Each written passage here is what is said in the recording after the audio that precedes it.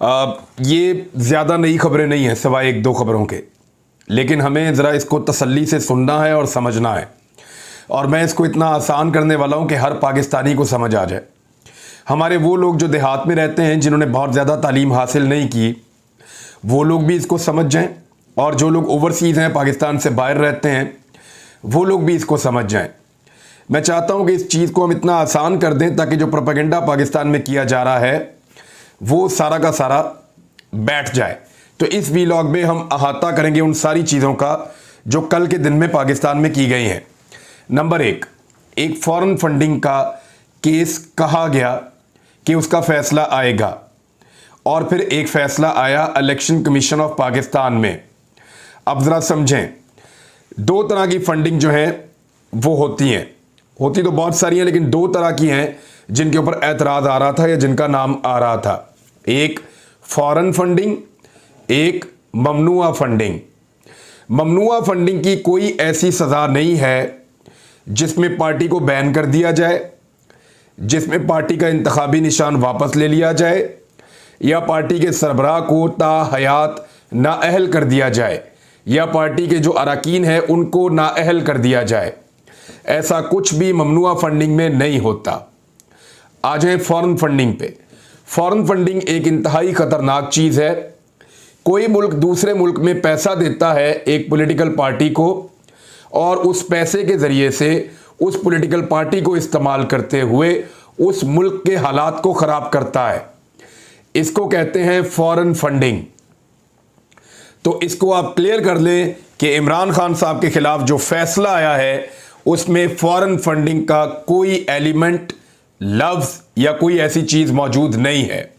जब foreign funding नहीं है तो ना तो पार्टी को बैन किया गया, ना किया जा सकता है, ना इमरान खान साहब को नाअहल किया जा सकता है, ना पार्टी के दफातर बंद हो सकते हैं, और ना ही पार्टी का इंतखाबी निशान बल्ला वापस लिया जा सकता है, क्योंकि फॉरेन फंडिंग है नहीं। अब है क्या? वो है ममनुआ फंडिंग। ममनुआ फंडिंग क्यों है? अव्वल तो दर्जनों लोग अब तक मैदान में आ चुके हैं।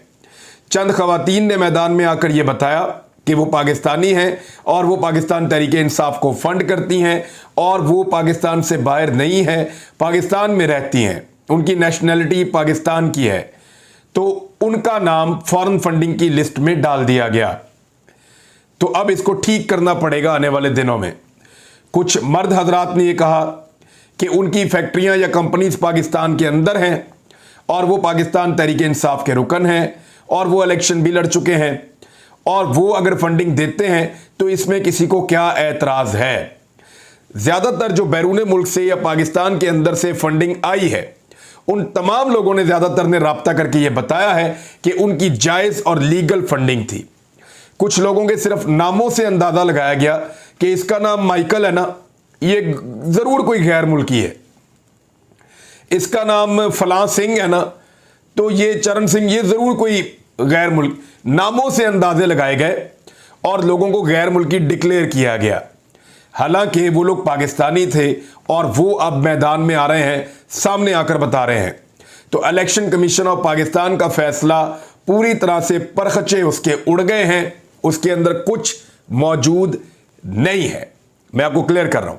अब आ जाए, सिर्फ एक चीज़ है, एक नुक्ता है, या दो नुक्ते आप कह लें, जिसके ऊपर पूरी की पूरी इमारत इस फैसले की खड़ी है। एक नुक्ता क्या है? एक नुक्ता यह है कि बैरून मुल्क से कोई कंपनी किसी पाकिस्तानी पॉलिटिकल पार्टी को फंडिंग नहीं कर सकती।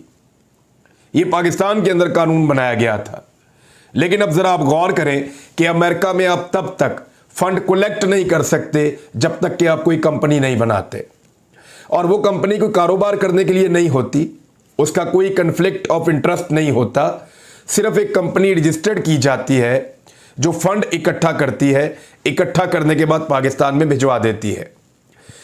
ये जो LLC, ये जो कंपनीज बनी थी, लिमिटेड लायबिलिटी कंपनीज जो बनी थी अमेरिका में, क्योंकि अमेरिका में एक कानून है, उस कानून के तहत ये कंपनीज बनानी पड़ी थी।